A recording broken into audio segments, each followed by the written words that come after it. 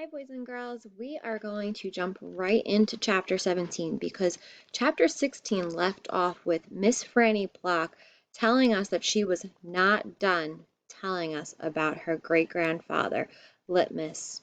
So here we are. Let's start with chapter 17. Well, Litmus came home from the war, said Miss Franny as she went on with her story, and found himself alone. And he sat down on what used to be the front step of his house, and he cried and cried. He cried just like a baby. He missed his mama, and he missed his daddy, and he missed his sisters, and he missed the boy he used to be. When he finally finished crying, he had the strangest sensation. He felt like he wanted something sweet. He wanted a piece of candy. He hadn't had a piece of candy in years. And it was right then that he made a decision. Yes, ma'am, Litmus W. Block figured the world was a sorry affair and that it had enough ugly things in it, and what he was going to do was concrete on putting something sweet in it. He got up and started walking. He walked all the way to Florida, and the whole time he was walking, he was planning. Planning what? I asked. Why, planning a candy factory. Did he build it? I asked. Of course he did. It's still standing out in Fairville Road. That old building, said Amanda. That big spooky one? It's not spooky, said Miss Franny. It was the birthplace of my family's fortune.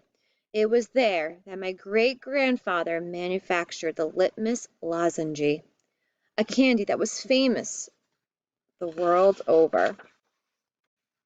I never heard of it, said Amanda. Me either, I said. Well, said Miss Franny, they aren't made any more. The world, it seems, lost its appetite for the litmus lozenges, but I still happen to have a few. She opened the top drawer of her desk. It was full of candy. She opened the drawer below that. It was full of candy, too. Miss Franny Block's whole desk was full of candy. Would you care for a litmus lozenge? She asked Amanda and me. Yes, please, said Amanda.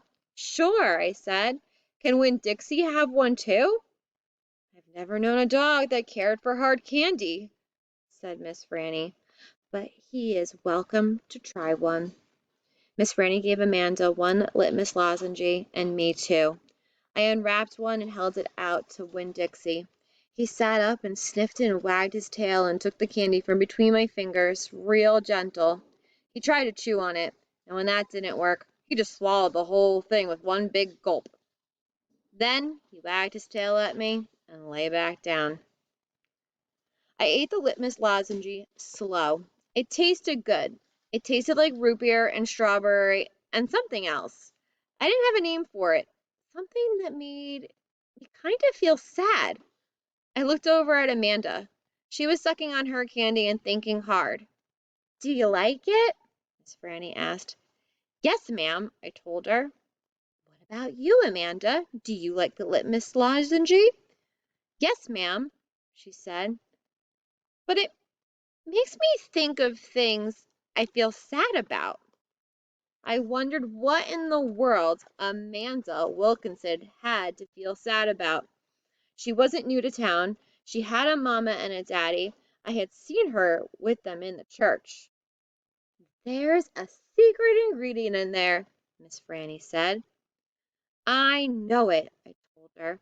I could taste it. What is it? Sorrow, Miss Franny said. Not everybody can taste it. Children especially seem to have a hard time knowing it's there. I taste it, I said. Me too, said Amanda. Well then, Miss Franny said, you've probably both had your share of sadness. I had to move away from Watley and leave all my friends, I said. That is one sadness I have had. And the Dunlap and Stevie Dewberry are always picking on me. That's another sadness. And the biggest one, my biggest sadness, is that my mama left me when I was still small, and I can hardly remember her. I keep hoping I'll get to meet her and tell her some stories. It makes me think of Carson, said Amanda. She sounded like she was going to cry. I have to go. And she got up and almost ran out of the Herman W. Block Memorial Library. Who's Carson? I asked Miss Franny. She shook her head. Sorrow, she said. It is a sorrow-filled world. But how do you put that in a piece of candy? I asked. How do you get that to taste it in there? That's the secret, she said. That's why Litmus made a fortune. He manufactured a piece of candy that tasted sweet and sad at the same time. Can I have a piece to take to my friend Gloria Dump? And another one to take to Otis down at the Gertrude's Pets? And one for the preacher. And one for Sweetie Pie Thomas, too. You may have as many as you want, Miss Franny said. So I stuffed my pockets full of litmus lozenges, and I thanked Miss Franny for her story. And I checked out Gone with the Wind, which is a very big book. And I told Winn Dixie to get up. And the two of us left and went over to Gloria Dump's. I rode past the Dewberry's house. Dunlap and Stevie were playing football in the yard, and I was getting ready to stick my tongue out at them. But then I thought about Miss Franny said about war being hell, and I thought about Gloria Dump said about not judging them too hard, and so I just waved instead. They stood and stared at me, but when I was almost all the way past, I saw Dunlap put his hand up in the air and wave back. Hey, he hollered. Hey, Opal. I waved harder, and I thought about Amanda Wilkinson and how it was neat that she liked a good story the same as I did, and I wondered again, who was Carson? End of chapter 17. We had a guest listener today. That's why I started laughing. Let's see. There he is.